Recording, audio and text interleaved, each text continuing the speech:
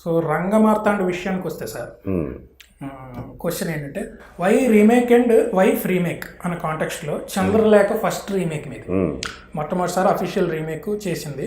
ఇప్పుడు రంగమార్తాండ, మధ్యలో అంతఃపురం ఒక్కటి ఫ్రీమేక్. అసలు కృష్ణవంశీ గారు రీమేక్ చేయాల్సిన అవసరం ఏముంది? రాజు తలుచుకుంటే కథలకు కొదవ, మీరు తలుచుకుంటే రాజు తలుచుకుంటే దెబ్బలకు కొదవ, మీరు తలుచుకుంటే కథలకు కొదవ, ఏం లేదు కదా. మరి ఎందుకు రీమేక్ చేయాల్సి వచ్చింది? రీమేక్ అంటే ఎందుకు చేయకూడదు? రీమేక్ ఎవరో తీసిన సినిమాని క్రియేటివ్ గా ఒక పెద్ద స్ట్రాంగెస్ట్ ముద్ర వేసుకున్న మీరు చంద్రలేఖ చేయాల్సిన అవసరం ఏమొచ్చింది? ఫస్ట్ రీమేక్ చేయాల్సి సినిమా నచ్చింది, ఓకే, సెటప్ నచ్చింది, నాగార్జున గారు, రాంప్రసాద్ గారు. సో ఈ సినిమా బాగుంటుంది తెలుగులో. అది వైల్ యువర్ స్లీపింగ్ అని చాండ్రాపులకు చేసిన ఒక ఇంగ్లీష్ ఫిల్మ్. అది దాన్ని ఫాజిల్ను ప్రియదర్శన్ గారు కలిపి, ఫాజిల్ గారు ప్రొడ్యూస్ చేశారు, ప్రియదర్శన్ గారు డైరెక్ట్ చేశారు. బాగుంది అనిపించింది. ఇది మన తెలుగులో కూడా బాగుంటుంది అని నాగార్జున గారు వాళ్ళు ఫీల్ అయ్యారు. నేను చేశాను. దానికి పెద్దగా ఆలోచించాల్సిన విషయం కాదు. తర్వాత ఏదైనా ఒకప్పుడు ఉండేదేమో కానీ ఇప్పుడు రీమేక్లు చేయకూడదు అనే ఒక ఇది లేదు. ఓటీటీ ఇది వచ్చిన తర్వాత ఒరిజినల్ చూసేస్తున్నారు కదా, రీమేక్ ఏమో. అవును, కానీ ఆ రంగమార్తాండ ఒరిజినల్ నట్ సామ్రాట్లో ఉండే మెటీరియల్ ఏదైతే ఉందో, కంటెంట్ ఏదైతే ఉందో, ఎలిమెంట్స్ ఏవైతే ఉన్నాయో, ఆ విషయాలన్నీ మన తెలుగు వాళ్ళకు కూడా చూడాలి, మన వాళ్ళకి తెలియాలి. మన సంస్కృతిలో, మన ఆలోచన విధానంలో, మన జీవన విధానంలో, మన కుటుంబ వ్యవస్థలో ఇలాంటిది చేస్తే చాలా బాగుంటుందని అనిపించి ఇది ఇప్పుడు కావాలి. దాంట్లో ఆ ఫ్రేమ్లో చాలా వాల్యూ సిస్టమ్ గురించి, స్టాండర్డ్స్ గురించి మాట్లాడవచ్చు అని అనిపించి తీశాను. ఒక కుటుంబ వ్యవస్థ ఇవాళ రోజున డబ్బు ప్రభావంతో ఎలాగ పగిలిపోతుంది, ఎలాగ ఛిద్రమైపోతుంది అనేది మెయిన్ ఎలిమెంట్ ఆ సినిమాలో. కానీ అది 1970లో రాసిన ఒక నవల, ఒక నాటకం, మరాఠీ నాటకం. మరాఠీలో నాటకాలు బాగా ఫేమస్ కాబట్టి. కుస్మాగ్రాజ్ అని ఒక సాహిత్య అకాడమీ విన్నారు. షేక్స్పియరియన్ స్ఫూర్తితోటి, కింగ్ లియర్ అనే దాని స్ఫూర్తితోటి ఒక నాటకం రాశారు, ఒక నాటక నటుడి మీద. దాన్ని అక్కడ పెద్ద సూపర్ హిట్. అది అంటే ఎంత సూపర్ హిట్ అంటే ఇప్పటి వరకు కూడా టికెట్ పెట్టి కొనుక్కుని నాటకం చూస్తారు ఎట్లయినా వేస్తే. సో చాలామంది veteran actors, both Marathi and Bollywood, దాన్ని సినిమాగా చేద్దాం ట్రై చేసి రకరకాల కారణాలు ఫైనల్గా మహేష్ మంజ్రేకర్, నానా పాటేకర్ కలిపి వాళ్ళే ప్రొడ్యూస్ చేశారు, వాళ్ళు చేశారు ఆ సినిమా.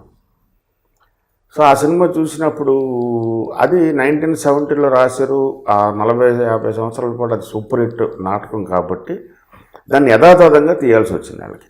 దీన్ని మనం మార్చితే మళ్ళీ మనం తిడతారు, బాగుంది కదా.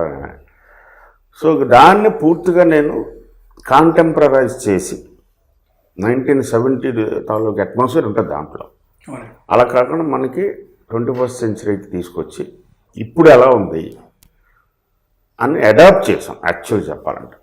సో ఆ సినిమా ఆ వాల్యూ సిస్టమ్, ఆ వ్యవస్థ, ఆ ఎమోషన్స్, ఆ బంధాలు, అనుబంధాలు, మన గురించి, మన అమ్మా నాన్నల గురించి మనం ఏం చేస్తున్నాం, ఆ ఇది రావాలి. దానికి ప్రత్యేకంగా ఒక కథ రాసే బదులు అద్భుతంగా రాసిన ఒక కథ ఉంది కాబట్టి దాన్ని రీమేక్ చేసాం. ఇప్పుడు రీమేక్ చేయకూడదు అనేది నాకు లేదు. మంచి సినిమా అయితే డెఫినెట్గా రీమేక్ చేద్దాము. అంటే రీమేక్ ఇన్ ద కాంటెక్స్ట్కి వస్తే ఆ సినిమా అందరూ చూసేస్తారు అన్నది ఒకటి ఉంది. ఇంకోటి ఏంటంటే యాజ్ ఇట్ ఈజ్ రీమేక్ చేసేటప్పుడు సార్ ఫ్రేమ్ టు ఫ్రేమ్ దించి చేస్తే తప్ప కొన్ని కథలకు న్యాయం జరగదు. ఫస్ట్ థింగ్ అది ఎవరంటారు? అంటే డైరెక్టర్ పాయింట్ ఆఫ్ వ్యూ చేయాలని ఎలా తెలుస్తుంది నీకు? అంటే ఒక డైరెక్టర్ కొన్ని as it is frame to frame చేయాల్సింది ఉంటుంది, కొన్ని అడాప్ట్ చేసి చేయాల్సింది ఉంటుంది. That depends on the film తప్ప అది జనరలైజ్డ్ రూల్ కాదు అని నా ఉద్దేశం. అంతేగాని ఇప్పుడు ఇలాగే అనే అది లేదు సినిమాకి అస్సలు లేదు. ఇక్కడ ఇది చేస్తే ఈ కథకి జస్టిఫికేషన్ అని రీమేక్లో కొన్ని మార్చే అవకాశాలు ఉంటాయి. కొంతమంది ఏంటంటే హీరోలు తన ఇమేజ్కి తగ్గట్టుగా సరైన కథ ఉంది, దీన్ని ఏమాత్రం మార్చకుండా తీస్తే తనకి ఇంకో సూపర్ హిట్ వస్తుందని హీరోలు ఇనిషియేటివ్ తీసుకుని ఇవన్నీ మీరు అనేసుకుంటున్నారు ఇక్కడ కూర్చుని. చేసుకుంటారు కదా. అదే ఇక్కడ కూర్చుని అనేసుకుంటున్నారు. అవి చేసేవాళ్ళు చెప్తే రాఘవేంద్ర బోల్డ్ రీమేక్లు చేశారు, చాలా అద్భుతంగా చేశారు ఆయన. One of the best is 16 వయసు. చాలా చాలా చాలా గొప్పగా చేశారు. తర్వాత పిన్సెట్ ఎవరేజ్ గారు చాలా రీమేక్లు చేశారు, కోటి రామకృష్ణ గారు చేశారు. సో వాళ్ళు అడాప్ట్ చేశారు ఫ్రేమ్ టు ఫ్రేమ్ రీమేక్లుగా. తర్వాత కొంతమంది ఫ్రేమ్ టు ఫ్రేమ్ రీమేక్లు చేస్తారు. అది అక్కడ ఇండివిజువల్ డెసిషన్, అది జనరలైజ్డ్ రూల్ కాదు. సినిమాకు రూల్స్ లేవు, రూల్ లేదు. ఆ కథను బట్టి, ఆ కథను అతను, ఆ రచయితో, ఆ దర్శకుడు చూసే విధానాన్ని బట్టి, ఆ నటీనటులు దాన్ని తెరకెక్కించిన విధానం కానీ వాటిపై డిపెండ్ అవుతుంది. అందుకని ఫిక్స్డ్గా ఉండకూడదు, ఎప్పుడు ఓపెన్గా ఉండాలి, రిసెప్టివ్గా ఉండాలి. పసుపులేటి వెంకట బంగారరాజు గారు మీ పేరు. కృష్ణవంశీగా ఎలా మారారు? మీ నాన్నగారు పెట్టిన పేరు అనే ఒక చిన్న పొగరు ఎవరికైనా ఉంటుంది. సినిమా కోసం మార్చుకోవాల్సిన అవసరం ఎందుకు వచ్చింది? అంత అవసరం ఉందా? సినిమా కోసం మార్చుకున్నానని ఎవరు చెప్పారు నీకు? కృష్ణవంశీ అనే పేరు. అవును, సినిమా కోసం మార్చుకున్నానని ఎవరు చెప్పారు? మాకు నేను ఎప్పుడో డిగ్రీ, అదే తప్పు కదా. అలాగే నీ అంతా నువ్వు ఏదో ఒకటి ఎజ్యూమ్ చేసుకోవడం తప్పు కదా. సినిమా కోసం మార్చుకోలేదు, ముందే డిగ్రీలోనే మార్చుకున్నాను. మీరు అఫీషియల్గా గెజెట్ ఏ ఉంటాయి అయినా ఇప్పుడు ఎందుకు మనకి?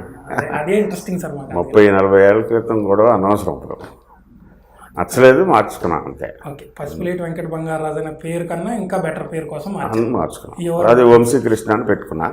ఓకే, అది రాము గారు గులాబీ చేస్తున్నప్పుడు మా కృష్ణవంశీ అందం, వంశీకృష్ణ ఫ్లాట్గా ఉందన్నప్పుడు సరే ఓకే సార్. అప్పటికే పేర్లు ఏం లేదని తెలిసిపోయింది. అయ్యో, అది మన పేరు వల్ల మనకేం ఉండదు. మనం చేసే పనుల వల్ల మన జీవితం, మన పేరుకి వాల్యూ రావాలి, కానీ పేరు వల్ల మనకి వాల్యూ కాదు. అంటే మీ పేరు గురించి ఉన్న ప్రత్యేకత ఇంకా పెరగడానికి కారణం పులగం చిన్నారాయణ గారు గులాబీ మీద ఒక ఆర్టికల్ రాశారు సార్. అప్పుడు నీలి ఆకాశంలో ఎగిరిన గాలిపటం, దాని మీద కృష్ణవంశీ అనే సంతకం. భలే అనిపించింది అసలు. సో స్వీట్ ఆఫ్ పొలగం మంచి రైటర్. అసలు నేమ్ ఆయన పాత సినిమాల గురించి రాశాడు కొన్ని 2 వాల్యూమ్స్ 3 వాల్యూమ్స్. చాలా బాగా చేశాడు, చాలా బాగా చేశాడు. ఆనాటి ముచ్చట్ల ఏదో అలాగ ఉంటుంది. అలాగే సినిమా వెనక స్టోరీలు, అవును, అన్నీ చాలా బాగా డాక్యుమెంట్ చేశాడు. హిస్టరీ కింద ఉంటుంది next generations. Creative short film మేకర్లు కావచ్చు, నవల్ రాయాలనుకున్న వాళ్ళు కానీ, సినిమా రాయాలనుకున్న వాళ్ళకి కానీ. అవును, ఆదివారం వచ్చిందంటే చాలు సాక్షి మ్యాగజైన్ ఆయన రాయడం ఆపిన దగ్గర నుంచి మేము సేల్స్ తగ్గిపోయినని మాకు మేమే అనుకుంటున్నాం. బట్ ఎస్, ఆయన అలా చేయడం వల్ల మీ పేరులో ఉన్న ఒక క్వాలిటీ ఇంకా బాగా, ఇంకా ఐకానిక్ ఇది వచ్చింది ఆ యొక్క సెంటెన్స్ వల్ల. Thank you.